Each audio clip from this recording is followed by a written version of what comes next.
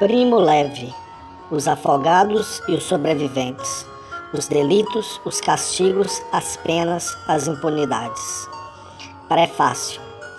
As primeiras notícias sobre os campos de extermínio nazistas começaram a difundir-se no ano crucial de 1942. Eram notícias vagas, mas convergentes entre si. Delineavam um massacre de proporções tão amplas, de uma crueldade tão extrema, de motivações tão intrincadas que o público tendia a rejeitá-las em razão de seu próprio absurdo.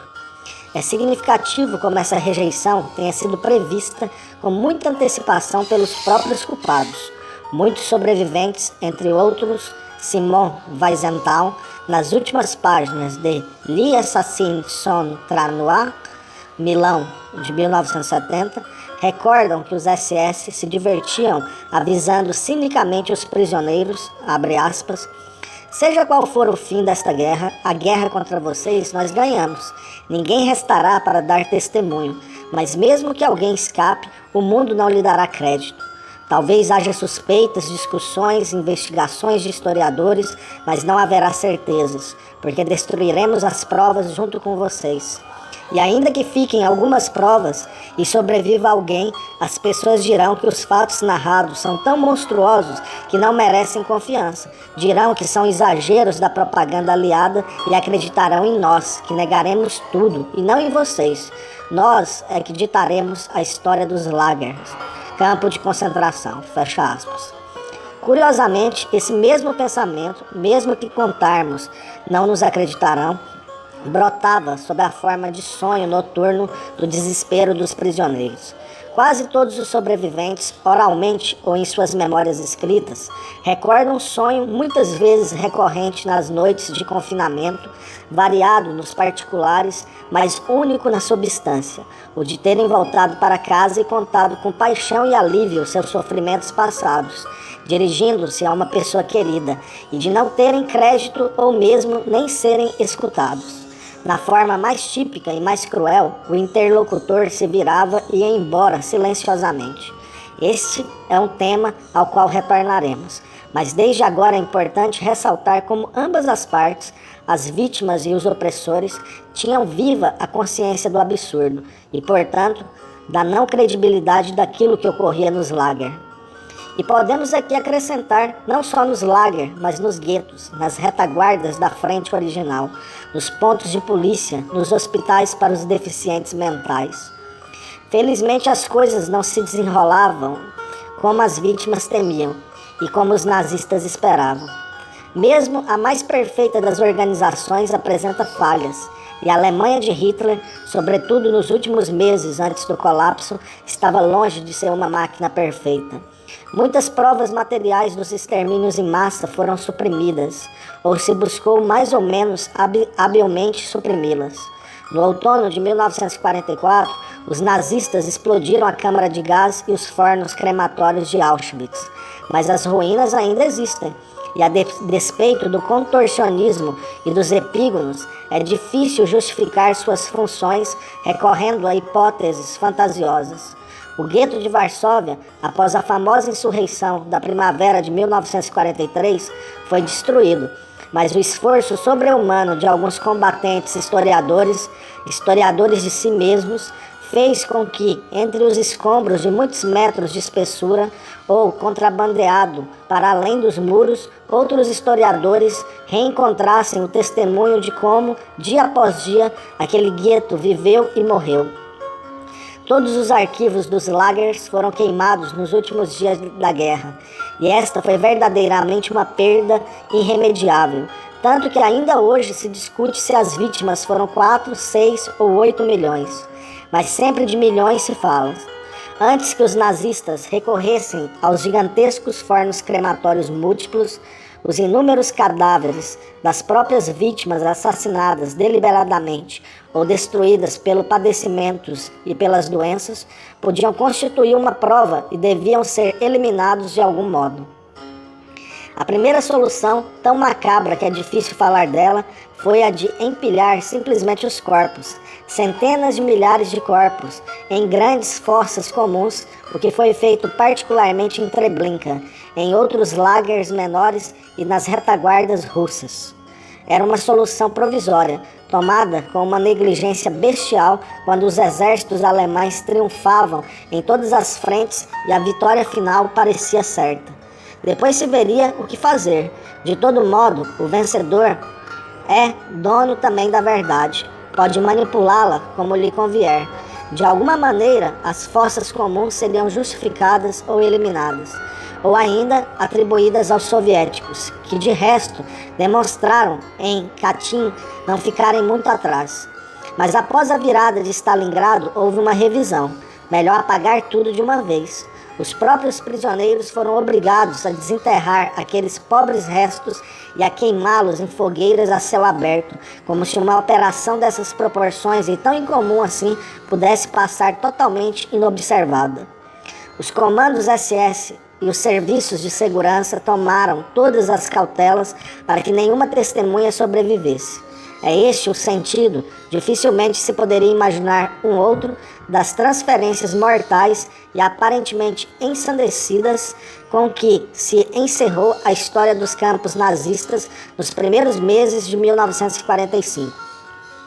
Os sobreviventes de Majdanek para Auschwitz e os de Auschwitz para Buchenwald e para Mauthausen, ou os de Buchenwald para Bergen-Belsen, as mulheres de Ravensbrück para Schwerin. Todos, em suma, deveriam ser subtraídos à libertação, deportados novamente até o coração da Alemanha invadida pelo leste e pelo oeste. Não tinha importância que morressem no caminho, importava que não contassem. Com efeito, depois de terem funcionado como centros de terror político, em seguida como fábricas da morte, e sucessivamente ou simultaneamente como ilimitado reservatório de mão de obra escrava, sempre renovada, os lager haviam se tornado perigosos para a Alemanha moribunda, porque continham o segredo dos próprios lager, o crime máximo na história da humanidade. O exército de espectros que neles ainda vegetava era constituído por Geheimnistrager, portadores de segredos, dos quais era preciso livrar-se. Já destruídas as instalações de extermínio, por sua vez eloquentes, escolheu-se o caminho de transferi-los para o interior, na esperança absurda de ainda encerrá-los em lager, menos ameaçados pelas frentes que avançavam, explorando-lhes as últimas capacidades de trabalho e na outra esperança menos absurda do que o tormento daquelas marchas bíblicas reduzisse seu número. E com efeito o número foi espantosamente reduzido, mas alguns tiveram a fortuna e a força de sobreviver e ficaram para testemunhar. É menos conhecido e menos estudado o fato de que muitos portadores de segredo também se encontravam na outra parte, na parte dos opressores, embora muitos soubessem pouco e poucos soubessem tudo. Ninguém jamais conseguirá estabelecer com precisão quantos no aparelho nazista não podiam deixar de saber das atrocidades espantosas que eram cometidas. Quantos sabiam alguma coisa, mas podiam fingir ignorância? Quantos ainda tinham a possibilidade de saber tudo, mas escolheram o caminho mais prudente de tapar olhos e ouvidos, e sobretudo a boca? Seja como for, e já que não se pode supor que a maioria dos alemães aceitasse levianamente o massacre, é certo que a não difusão da verdade sobre os lager constitui uma das maiores culpas coletivas do povo alemão e a mais aberta demonstração de vileza a que o terror hitleriano o tinha reduzido.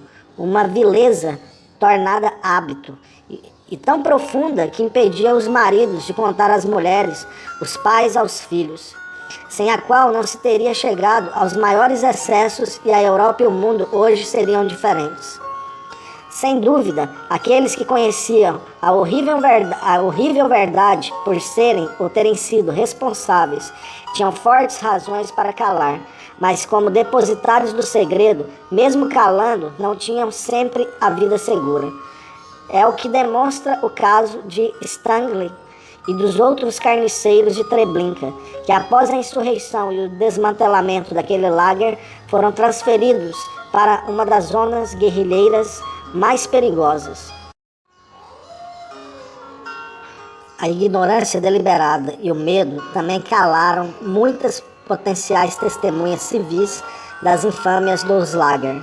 Especialmente nos últimos anos de guerra, os lagers constituíam um sistema extenso, complexo e profundamente entrelaçado com a vida cotidiana do país. Falou-se com razão de universo concentracionário, mas não era um universo fechado. Sociedades industriais grandes e pequenas, empresas agrícolas, fábricas de armamentos, obtinham lucro da mão de obra quase gratuita fornecida pelos campos. Algumas exploravam os prisioneiros sem piedade, aceitando o princípio desumano e também estúpido dos SS, segundo o qual um prisioneiro valia por outro e, se morresse de cansaço, podia ser imediatamente substituído.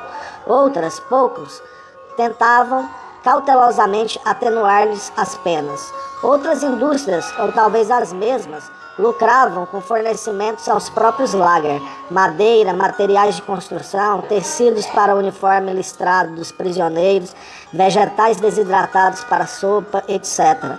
Os fornos crematórios mesmo tinham sido projetados, construídos, montados e testados por uma empresa alemã, a Stopf de Wiesbaden, em atividade até 1975, construía fornos para uso civil sem considerar oportuno modificar a razão social. É difícil pensar que o pessoal dessas empresas não se desse conta do significado expresso pela qualidade ou pela quantidade das mercadorias e dos equipamentos que eram encomendados pelos comandos SS. A mesma argumentação se pode fazer e foi feita em relação ao fornecimento do veneno empregado nas câmaras de gás de Auschwitz. O produto, substancialmente ácido cinídrico, há muitos anos era usado para a desinfecção dos porões das embarcações. Mas o brusco aumento das encomendas a partir de 1942 não podia passar inobservado. Devia gerar dúvidas, e certamente as gerou, mas elas foram sufocadas pelo medo, pela avidez de lucro, pela cegueira e estupidez voluntária que mencionamos.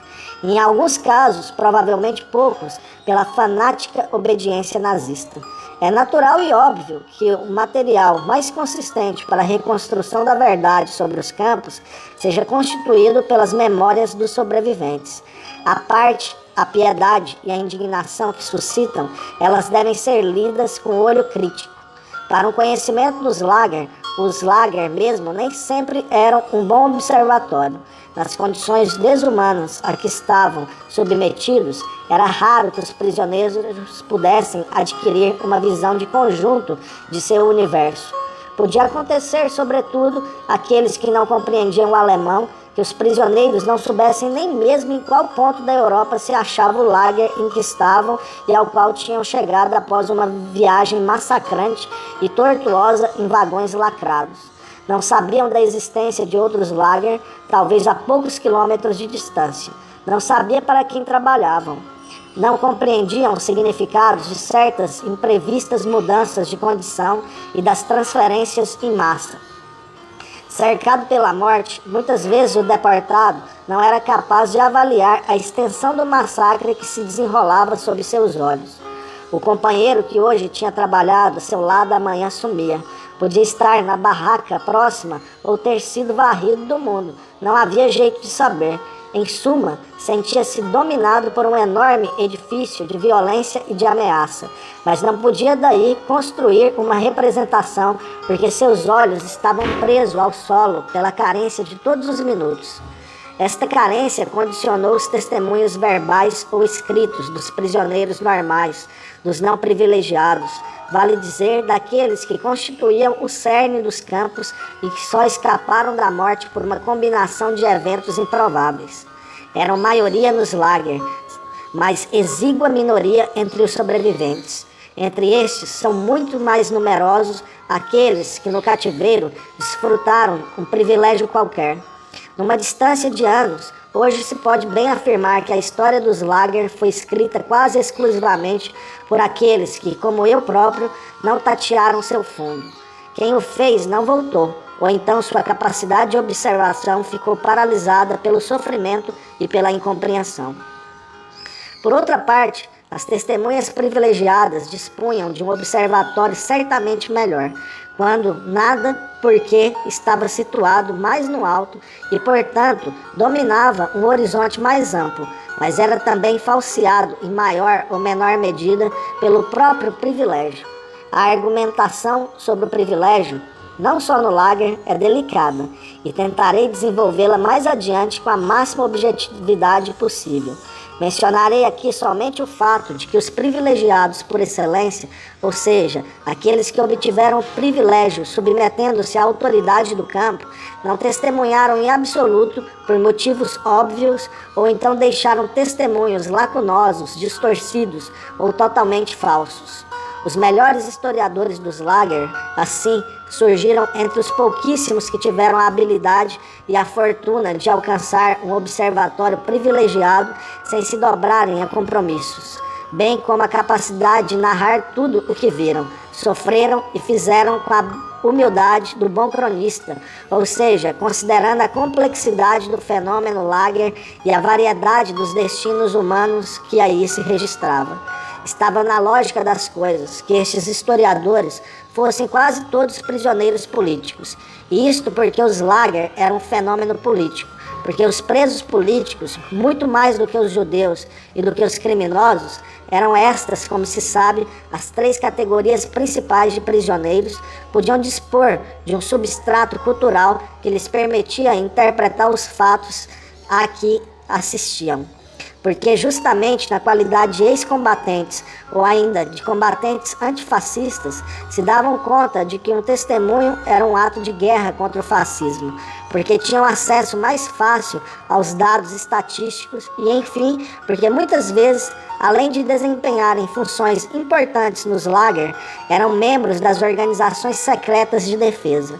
Pelo menos nos últimos anos, suas condições de vida eram toleráveis, permitindo-lhes, por exemplo, escrever e conservar anotações, coisa que não era imaginável para os judeus e que os criminosos não tinham interesse em fazer. Por todos os motivos aqui expostos, as verdades sobre os Lagers veio à luz através de um caminho longo e de uma porta estreita, e muitos aspectos do universo concentracionário ainda não foram aprofundados. Já transcorreram mais de 40 anos desde a libertação dos Lager nazistas. Este considerável intervalo suscitou, em termos de esclarecimento, efeitos diferenciados que buscarei arrolar. Houve, em primeiro lugar, a decantação, processo desejável e normal, graças ao qual os fatos históricos só adquirem suas linhas e sua perspectiva alguns decênios após sua conclusão. No fim da Segunda Guerra Mundial, os dados quantitativos sobre as deportações e sobre os massacres nazistas nos Lager e em outros lugares não estavam disponíveis, nem era fácil entender seu alcance e especificidade. Somente há poucos anos se veio a compreender que o massacre nazista foi tremendamente exemplar e que, se um outro pior não acontecer nos próximos anos, ele será lembrado como fato central, uma mancha do século XX. No sentido contrário, o decorrer do tempo está provocando outros efeitos historicamente negativos. A maior parte das testemunhas de defesa e de acusação já desapareceram, e aqueles que restam e ainda, superando seus remorsos ou então suas feridas, concordam em testemunhar, dispõem de lembranças cada vez mais desfocadas e estilizadas, frequentemente sem que o saibam, lembranças influenciadas por notícias havidas mais tarde, por leituras ou por narrações alheias. Em alguns casos, naturalmente, a desmemória é simulada, mas os muitos anos transcorridos lhe dão crédito, mesmo em juízo, os não sei ou os não sabia, proferido hoje por muitos alemães, não mais escandalizam, ao passo que escandalizavam ou deviam escandalizar quando os fatos eram recentes. Por uma outra estilização, somos responsáveis nós mesmos, nós, sobreviventes, ou mais precisamente, aqueles entre nós que aceitaram viver sua condição de sobreviventes de modo mais simples e menos crítico. Não é certo que as cerimônias e as celebrações, os monumentos e as bandeiras sejam sempre e por toda parte deploráveis. Talvez seja indispensável uma certa dose de retórica para que dure a memória. Era verdade no tempo de Fósculo e é verdade ainda hoje que os sepulcros, abre aspas, as urnas dos fortes, fecha aspas, predispõem os espíritos a coisas sublimes, ou pelo menos conservam a memória dos feitos passados. Mas é preciso ter cautela com as simplificações excessivas. Toda vítima deve ser lamentada e todo sobrevivente deve ser ajudado e visto com compaixão. Mas nem todos os seus comportamentos devem ser propostos como exemplo. O interior dos lager era um microcosmo intrincado e estratificado, a zona cinzenta da qual falarei mais adiante.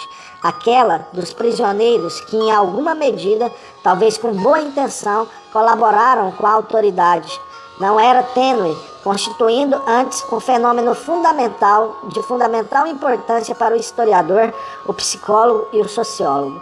Não há prisioneiro que não recorde, e que não recorde seu espanto de então. As primeiras ameaças, os primeiros insultos, os primeiros golpes não vinham dos SS, mas de outros prisioneiros, de colegas, daqueles misteriosos personagens que também vestiam o mesmo uniforme de listras, recém-vestido pelos novatos. Este livro pretende contribuir para o esclarecimento de alguns aspectos do fenômeno lager, que ainda são obscuros. Propõe-se também um fim mais ambicioso. Pretende responder à pergunta mais urgente, a pergunta que angustia todos aqueles que tiveram oportunidade de ler nossas narrativas. Em que medida o mundo concentracionário morreu e não retornará mais, como a escravidão e o código dos duelos? Em que medida retornou ou está retornando? O que pode fazer cada um de nós para que neste mundo pleno de ameaças, pelo menos esta ameaça seja anulada?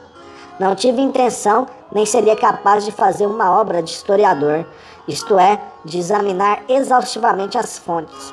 Limitei-me quase exclusivamente aos lager nacional-socialistas, porque só destes tive experiência direta. Deles tive também uma grande experiência indireta, através dos livros lidos, das narrativas ouvidas e dos encontros com os leitores de meus primeiros 2 livros. Além disto, até o momento em que escrevo, e não obstante o horror de Hiroshima e Nagasaki, a vergonha dos gulags, a inútil e sangrenta campanha do Vietnã, o autogenocídio cambojano, os desaparecidos na Argentina e as muitas guerras atrozes e estúpidas a que em seguida assistimos, o sistema concentracionário nazista permanece ainda um único em termos quantitativos e qualitativos. Em nenhum outro tempo e lugar se assistiu a um fenômeno tão imprevisto e tão complexo. Jamais tantas vidas humanas foram eliminadas num tempo tão breve e com uma tão lúcida combinação de engenho tecnológico, de fanatismo e de crueldade. Ninguém absolve os conquistadores espanhóis pelos massacres por eles perpetrados na América durante todo o século XVI. Parece que provocaram a morte de pelo menos 60 milhões de índios, mas agiam por vontade própria, sem ou contra as diretrizes de seu governo. Diluíram seus crimes, na verdade muito pouco planejados, por um arco de mais de 100 anos, e foram ajudados pelas epidemias que involuntariamente trouxeram consigo. E por fim, não tínhamos tentado nos livrar disso, alegando que eram coisas de outros tempos?